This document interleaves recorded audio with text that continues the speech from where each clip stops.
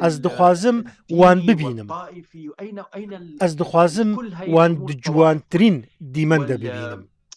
يعني شو بدي اقول مكونات آهنگ نوروزی کو حافظ اسد جهولي راكرن ولشوناوي ججنا دايكي درخست احتفالات النيروز كاشاهين قلي أرمن إي بدو محلها عيد الأم الحافظ أفحم مو بيكاتا لسر أكرانا ما تنبون الشعب الأرمني الجميل وين كل أف خونا من آنهايا بشتي إيرو جعفديري وي لسر ستوي ديزان با أف خونا منا وأم وكي هنرمند جبو فيكي كاردكنو دخبتن ما نسعى إلى تحقيقه نحن الفنانون بشكل أفتني خونا لتو بيشبينيا سيستمك ديمقراط سوريا نودت كي أف خونا منا هين أم نزانن وي تشي ببا أم بهايداري دشوبينن من دهف بيوينن بريدا قوت شورش هما سالات 2011 هان دست بيكر و دبجي بري دست بيكر با لي درنكت لسر راق هاندني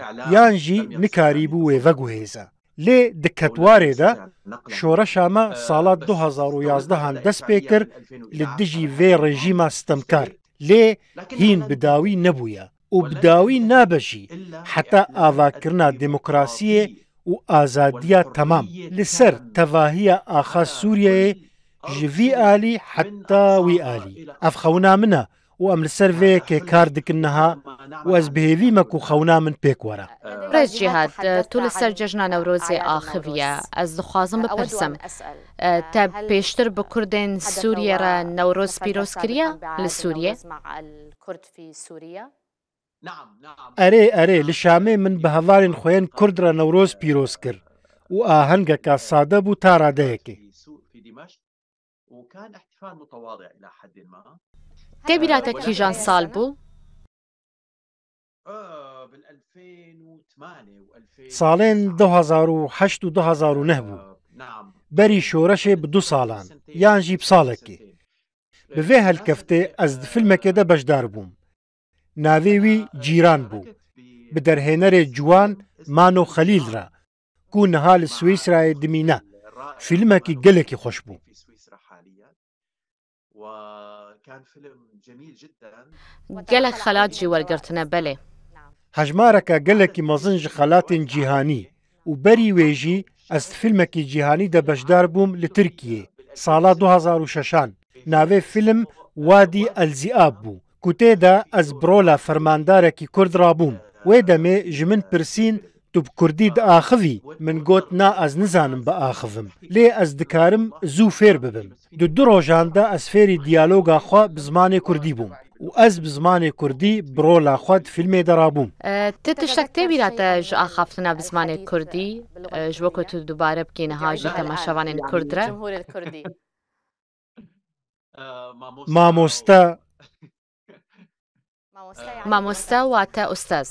نعم أري أزوكي أكتركي از دكارم دماكو تكستك جمن رورا نفيساندن هر بچ زماني بالجيهاني فير ببم دمكا كرد و از بيشكش بكم و زماني كردي جي قلكي زماني عربي ونيزيكا زحمتي لجمن تنبو دفيربونا فان تكستان دا بروفاجي وي لجمن كيف خوشيك بو كو از بزمانكي دن بآخفم توقات هزر دكي بي أزموني جارة كدن دوباره بكي و فيلم آنجي دراما يكا كردي دا بجدار ببي؟ بالتأكيد هلبت بيقومان از شفلوكلورا كردي حزدكم قلك هفالن من ان كرد هنا از هرتم هيفي دكم كو بجدار بم و بوان را شاببم و روجك جروجان از دخوازم فيري قووندا كردي ببم من لسر انترنت ديتو من جي حسكر أما تفير بكن ما مستجهاد أجر تو حزبكي وتبخازي هلبت هوالنتين كرد أو جي هر جواره هنرينا الأستاذ مانو خليل من سي أكتر ناسكرن لأوروبا دمينن لألمانيا وفرنسا عدنان عبد الرحمن هنرمندكي شيوكارا لشامي جبراين مين كردا هروسا رحمة خودي ليبا ما مستخال التاجا عبدالرحمن ئالارەشی ئەف هەموو ji birayên me yên Kurdin û kurê wî Mihemed Alareşî hevalê min ê xoşewîst e. Hejmareka mezin heye niha ez nikarim bînim bîra xwe lê hejmareka mezin a hevalan heye. بە هەواڵێن خۆیان کوردرە وەکە خالد تاجە عەبدوڕەحمان ئالارەشی و بەحسە کوردان دکرد؟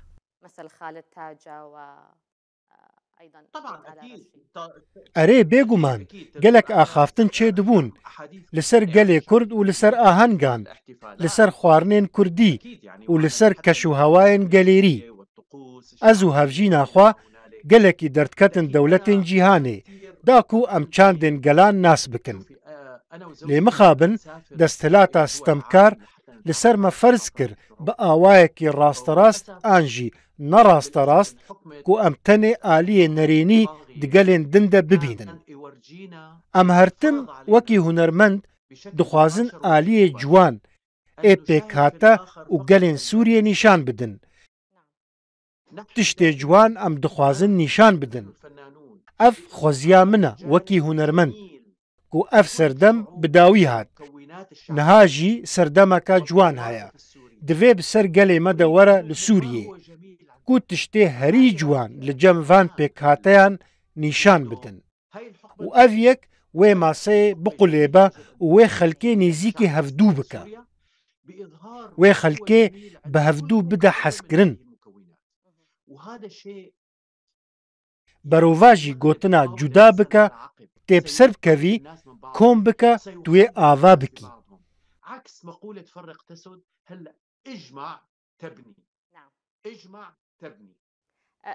gelek hezkiriyên te nava gelê Kurd de hene birêz cihad bi taybetî li Sûriyê. Tu çi ji wan re dibêjî? Ez ji wan re dibêjim li we û li me pîroz be û bihêviya berbangeka nû ji Sûriyeyê re. Em ê bi hev re li her dera cîhanê ketina vî zordarî pîroz bikin û em ê serdemeka nû dest pê bikin. Em ê fêrî zimanê Kurdî bibin di dibistanan de û em ê li her derê bi wê biaxivin û em ê li kolanan semayê bikin û em ê dîlanan bigerînin û bisaya Xwedê wê bibe berbangeka nû ji me û ji we re li Sûriyeyê û em ê bêhtir ji birabin û bisaya Xwedê pêşeroja Sûriyê pêşerojeka gelekî bedewa. Te behsa müzik û govendê kir. Ez dixwazim pirsa min ya dawî ew be pêştir te guhdariya müzîka Kurdî kiriye? Erê bêguman. Kîjan hunermend?